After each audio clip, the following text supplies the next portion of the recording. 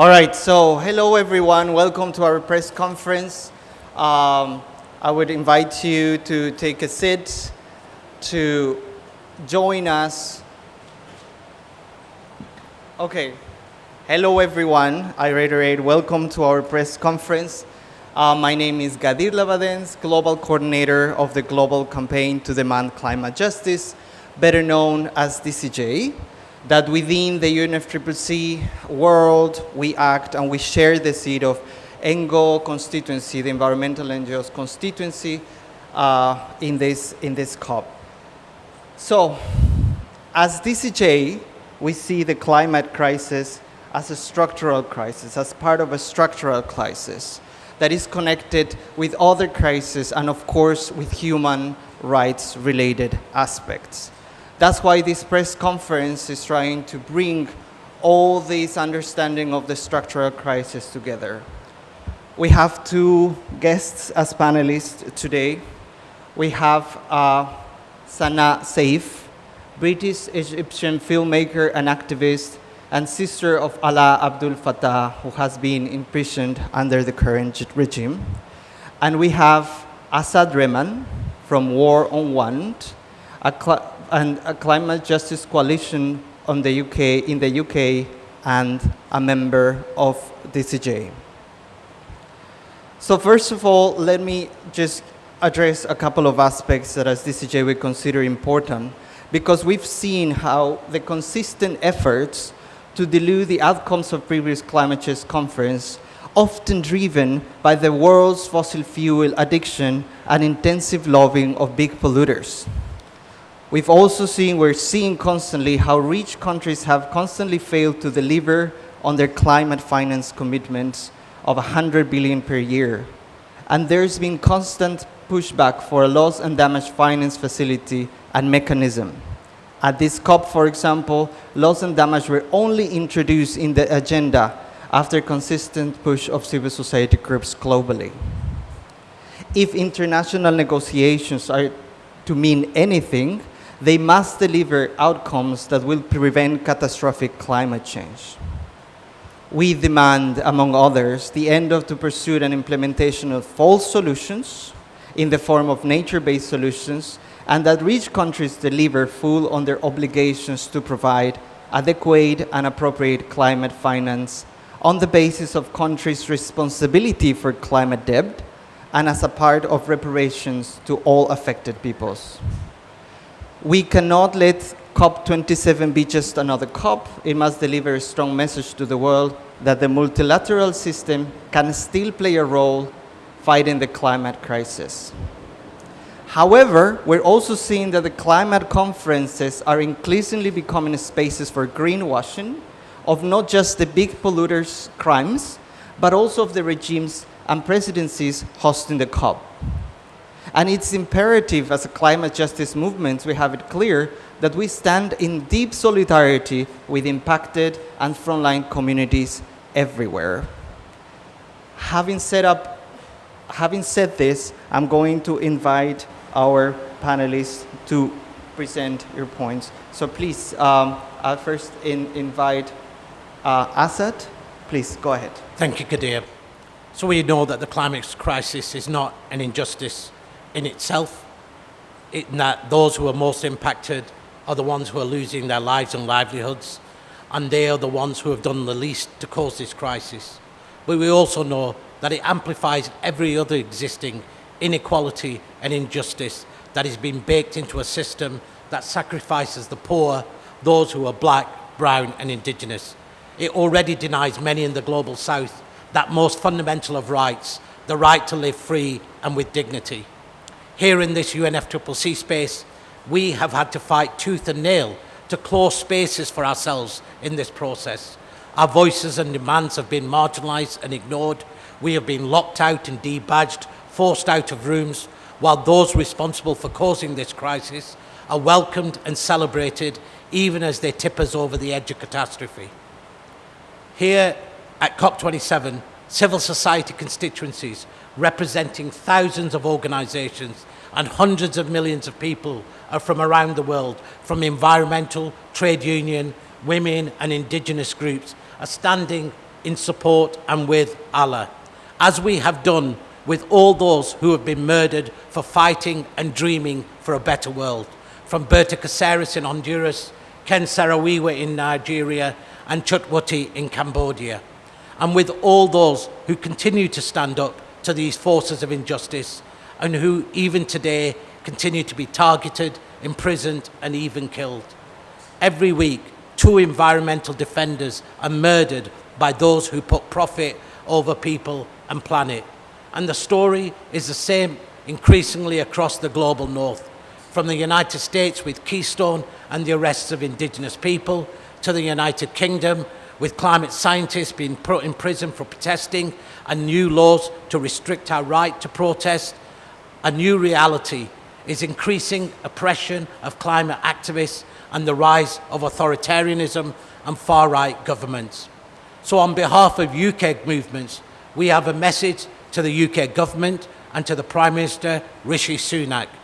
Whilst the Egyptian authorities may have put Allah into a prison cell, the key to his release rests in your hands. This is a matter of life and death, of justice, of human rights.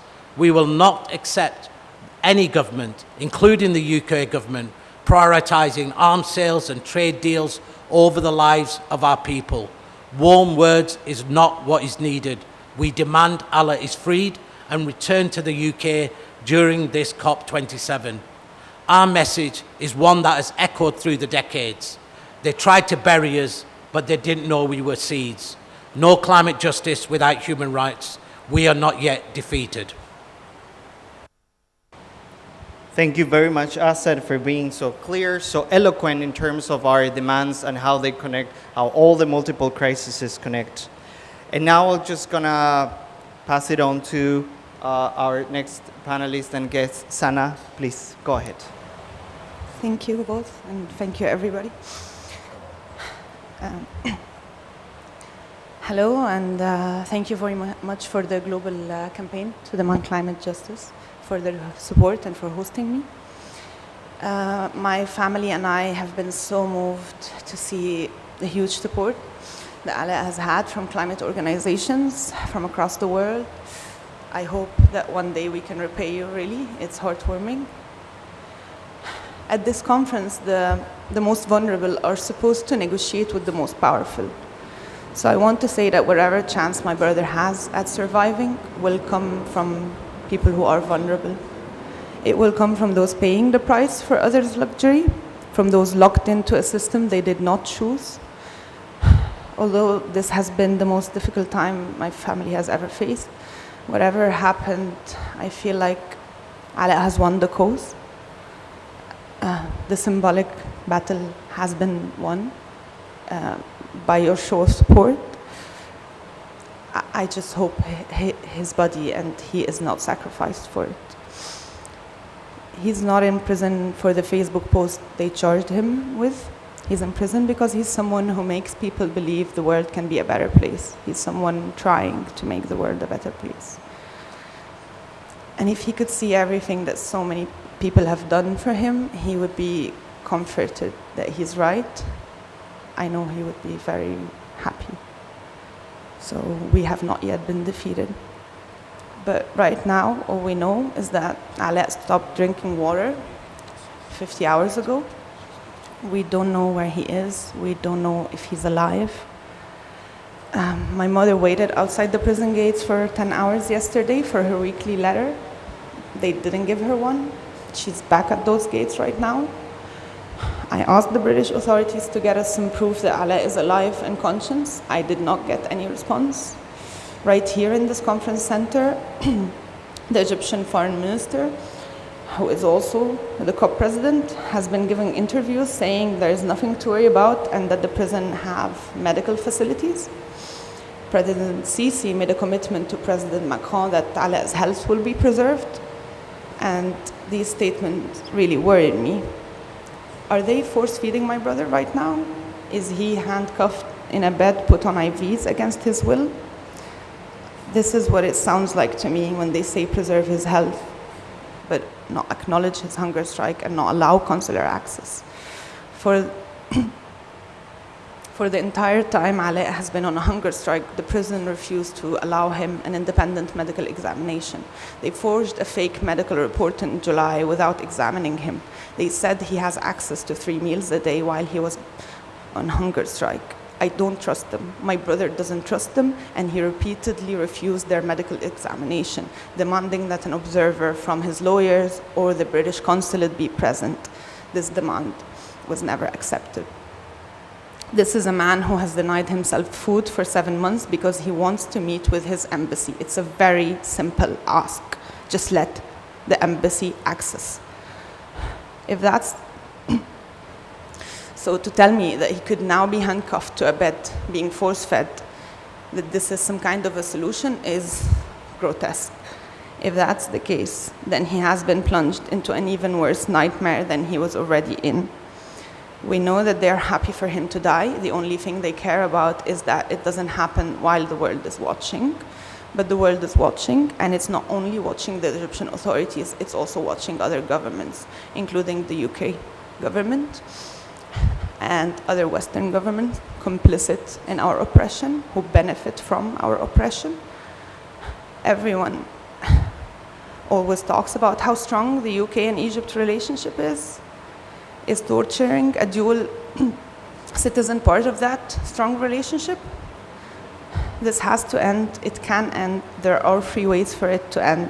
Let the British embassy visit him, or put him in a plane out of Egypt today, or he will die.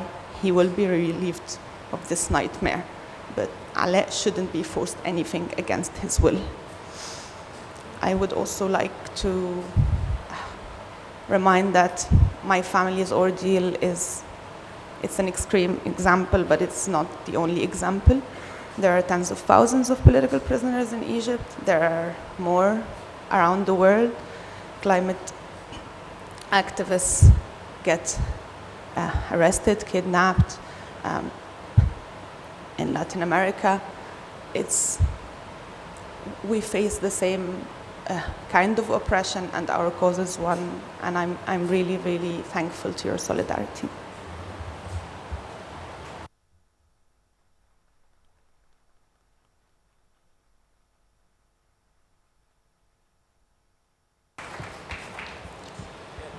Thank you. Thank you so much for expressing, for sharing, for being so brave, for coming here.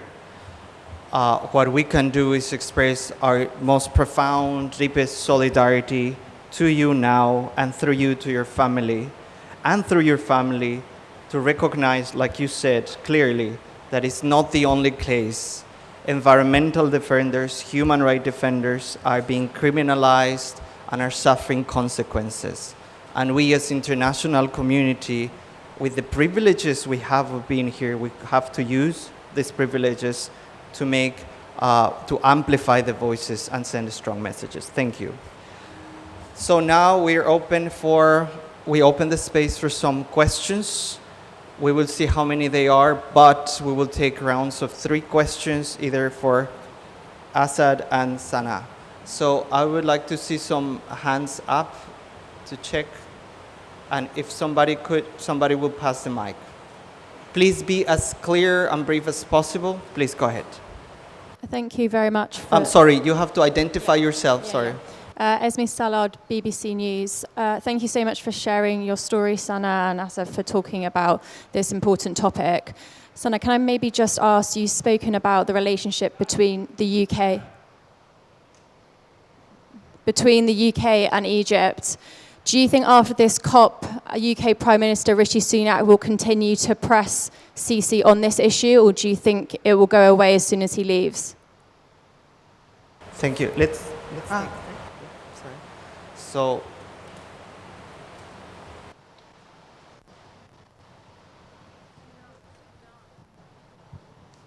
thank you very much.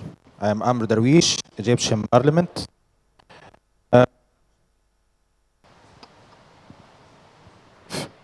Actually, I prefer to speak in Arabic because we are so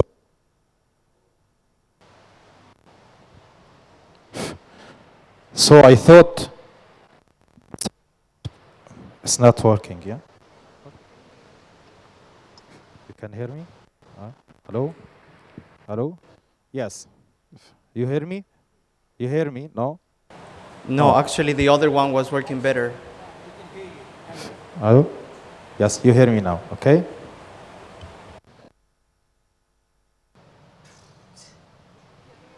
We are talking about Egyptian citizen, of course. So I thought it's preferred to speak in Arabic, and you should translate it. You can speak in Arabic. Okay, I can of course, I will translate speak your in question. Arabic. I will speak in Arabic. طيب في البداية احنا بنتكلم النهارده على مواطن مصري. وأنا في الحقيقة مش عارف ليه حضراتكم لما اتحكم عليه بالأحكام الجنائية، هو في النهاية هو سجين جنائي ما هوش سجين سياسي. بدأتوا تستدعوا مسألة الجنسية البريطانية. وانا مش شايف ان اكتر ديمقراطيه من انتوا قاعدين هنا النهارده في مصر وبتتكلموا. Yes, of course. If anybody wants to translate it. The gentleman here says that Allah is an Egyptian citizen. No, I don't want you to translate. I prefer. Why? I am actually translating what you're saying. The gentleman here says that Allah is an Egyptian citizen, and he is wondering why we as a family, after he was, sorry, you said sentenced in a criminal case, not a political case. That's what you said. He's wondering why, as a family, we resorted to foreign pressure. Continue, please. Carry on, gentlemen. ولما اتحكم عليه بالاحكام الجنائيه بداتوا تستدعوا مساله الجنسيه البريطانيه وانه مواطن بريطاني. انا في تقديري حتى الشخصي، حتى وان كان شخص اجنبي بيستدعي على جيش بلده، بيهين بلده، بيهاجم جيشه وشرطته وشعبه، اهان نساء مصر. في الحقيقه في تقديري الشخصي مساله العفو الرئاسي كمان اللي انتوا بتنادوا بيه ده موضوع محل نقاش. ده رقم واحد. You have to be concise in your question. I will ask the question. Never mind. أنا السؤال بقى بتاعي لحضراتكم، يعني انتوا جايين تستدعوا دول أجنبية على مصر، جايين النهارده تهاجموا مصر، جاية أنت النهارده تطالبي بعفو رئاسي عن سجين جنائي، جايه تتكلمي عن حد انت شخصيا على المستوى الشخصي في فيديوهاتك على السوشيال ميديا. Okay, sorry, you have to ask the question because we ممكن need توصلنا للسؤال عشان اترجمه؟ انا عايزه اترجم كلامك بس هو كتير. The question is هذا سجين جنائي لا يستحق عفو رئاسي، واستدعاء الغرب على مصر هيخلينا كلنا نقف ضد اي شخص بيحاول ان هو يستدعي. ايوه في السؤال ما هو ده السؤال. انت هتجاوبيني عليه بقى. انت هتجاوبيني عليه. Sorry, we have to continue because you النهارده cannot. جايه We have to let her respond. Thank you very much. Next question. We need another question. Thank you. Can we pass the mic to somebody else? It's 3 questions and I will respond. Yeah. Thank you very much. Can we pass the mic to somebody else, please, that is raising the hand? I think responding to this question will take the whole time we have, so I can't do that. Do you prefer to take one more or respond now? Let's take 3. Let's take 3. One more. مع كامل تعاطفي الإنساني الكامل مع حالة علاء عبد الفتاح، بس أنا كحقوقي بقى لي فترة طويلة شغال، عندي قلق شديد من مسألة إنه كل من يحمل الجنسية الأجنبية فنطالب بالإفراج عنه. فأنا بالنسبة لي كحقوقي ده بيبقى ازدواجية في المعايير، لأنه هو لو متهم في نفس القضية وبناء على حصوله على الجنسية الأجنبية هيفرج عنه. طب وزملائه يعني يحصل إيه؟ هل إحنا ضميرنا هيرضى ولا نتعامل بما تعلمناه أن هناك آليات وطنية وهناك مؤسسات حضرتك طبعا مختلفة معاها، لكن هي دي الحقيقة، لأنه لا مستقبل لا مش مختلفة. احنا بقالنا 9 سنين بنجرب مع الآليات الوطنية كلنا، لكن ما علينا. الآليات الوطنية هي المنوط بها الدفاع عن حقوق الإنسان وهي الحصن الأخير. أي تدخل أجنبي من أي مؤسسة أو دولة للضغط لإصلاح حقوقي مصيره الفشل والضرر بالشعب المصري. وشكرا. Okay. Let me just wrap up quickly and translate what the 2 gentlemen who came apparently from the Egyptian authorities mentioned. So, and then I will respond to your serious question afterwards. But let me address that first. Both gentlemen have said a variation of the same narrative that we keep hearing, that Egypt cannot be forced, Egypt's hands cannot be forced by the West. And that Security, And- could we please stop the disruption? And I really This really is- want to this is respond to deliberate your question, disruption. sir. Could we please ask the gentleman to really leave? want to respond to your question. No, they're deliberately disrupting. I think you've got to just keep going on. Okay. Carry on, carry on. Okay, people, we People will really carry want on to because call back that's your their- attention to our press conference. They're going to deal with that situation. So please go ahead. We use the mic. Let's try to avoid the things that might seem valid that they mentioned. So one of the first, if we want to call this questions, one of the first questions was, why didn't you resort to legal routes? Legal routes were exhausted for 9 years. Ale spent a full 5-year sentence, and that wasn't enough. He wasn't spared. The man who is personal about my family watched my father die while we were both in prison, me and my brother, and that wasn't enough. Okay? We have exhausted every legal and logical and non-logical route. We have even tried all kinds of negotiation to walk out of this fight. We have been stuck in this ordeal, and I'm not just talking about my family. The generation of the Arab Spring has been stuck in paying the heavy price of this uprising for 9 years now, and the price tag seems to be so high, it's endless. The paranoia about the generation of the Arab Spring you need to get over that fact. You need to get over that paranoia, because whenever the next uprising is coming, it's not coming from the same generation. This is a generation that is tired, that is exhausted, that has languished in prison and in morgues. Enough. Some sense. If you understand politics, that's not good for your stability. So we did exhaust legal routes. The other thing that was raised is, how are we expecting clemency for Ale while we are attacking the Egyptian regime? Apparently that's what they're saying. We're not expecting clemency. There was a law issued, and this law was issued specifically for these cases in 2015, because the regime is very aware that when it comes to dual nationals, the standards change. Unfortunately, all Egyptians know that Egyptian citizenship make you worth less. That's a fact of life. And there is a way out for Ale that does not require clemency. Deport him to his other country of residence and let him face a fair trial over there. Let's see, when a fair judge sees this case, what they will have to say about it.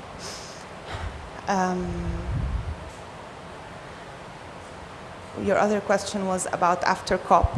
Yeah, the relationship. I don't know if after COP Ale will be alive or not. I trusted that the Prime Minister will do his best, that Rishi Sunak will do his best. The only thing that will maintain my hope and that will keep Ale alive is if the solidarity continues, and I hope that will continue even after the conference. Thank you very much. And maybe just to add to that comment, there's been an incredible outpouring, as you know, in the UK, from individuals, from movements, from activists, from all parts of society. And this Saturday in London and across 30 other cities, thousands of people will be marching for climate justice and in solidarity with Allah. We will not allow the UK government to forget Allah, and that movement is growing and speaking with one voice. Is enough is enough. Rich countries cannot continue to drive injustice and cannot be complicit in human rights violations across the world. So that movement is growing, and it's being inspired by the strength, by the clarity, by the view of both Sana'a and Allah's family, but of human rights defenders and environmental justice movements all over the world. And those of us in the global north have a responsibility to stand in solidarity, and that we will continue to do. Thank you.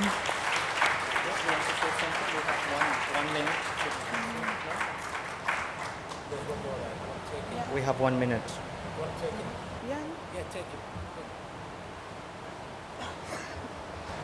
Please, but we have 1 minute. If you want to ask a question, it has to be now. King? Now it is. Okay.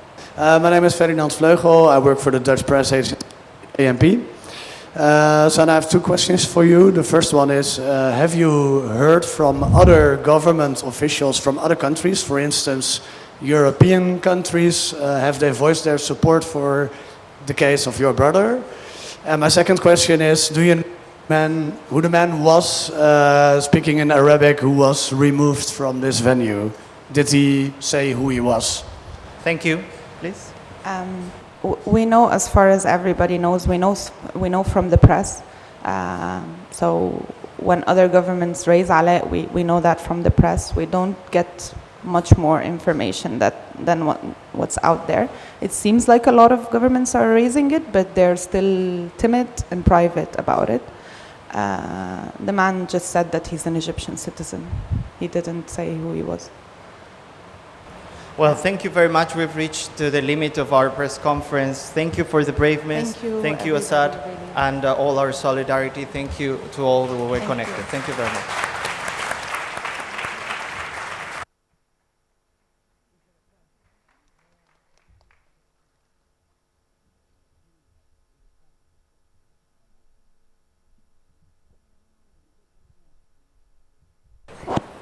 Speakers will be available outside in the back. We need to clear this space for the next press conference, so please allow us to go outside and then we can do more.